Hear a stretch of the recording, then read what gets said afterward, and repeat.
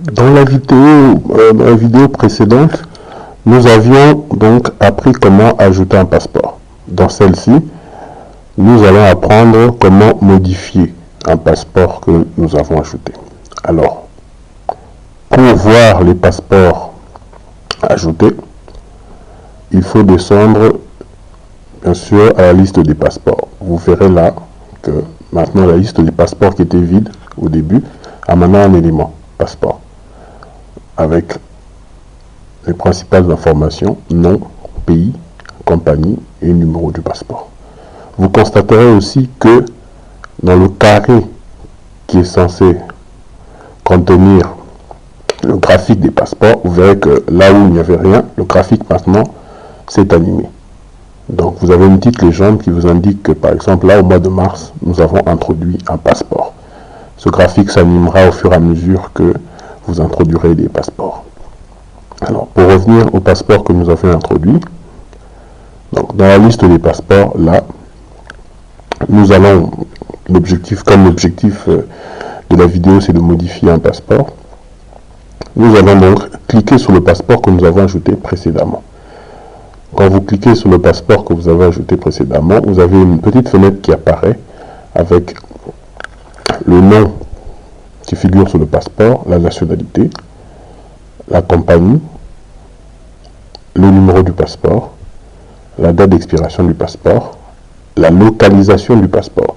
La localisation du passeport ici est très importante. C'est-à-dire, comme vous travaillez avec des services qui sont dans deux villes différentes, donc soit à Kolwezi, soit à Kinshasa, il est important, après avoir introduit un passeport dans le système, d'indiquer s'il se trouve à Kinshasa ou à Kolwezi.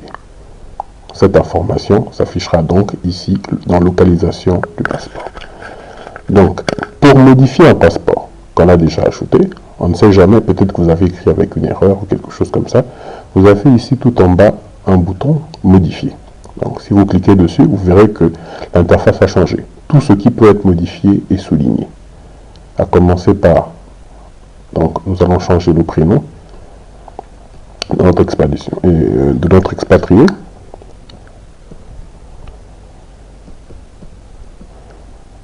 Une fois que c'est terminé, nous validons.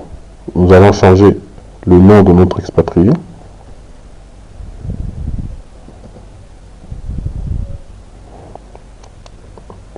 Valider. Ensuite, nous pouvons changer la nationalité si ça nous intéresse. Voilà. Nous pouvons changer la compagnie si ça nous intéresse. Nous avons la liste des compagnies qui est là. C'était KCC, nous pouvons mettre Moumi. Nous pouvons aussi changer le numéro du passeport. Bref, vous avez compris, nous pouvons tout changer. Même la date d'expiration du passeport. Voilà. Une fois que nous avons terminé nos changements, les différentes modifications, nous allons sur la valider modification. Et là, l'interface redevient normale. Donc, le nom qui était lucide acquis au départ devient Antoine Felt, par exemple. Fin de la deuxième vidéo sur la modification d'un passeport.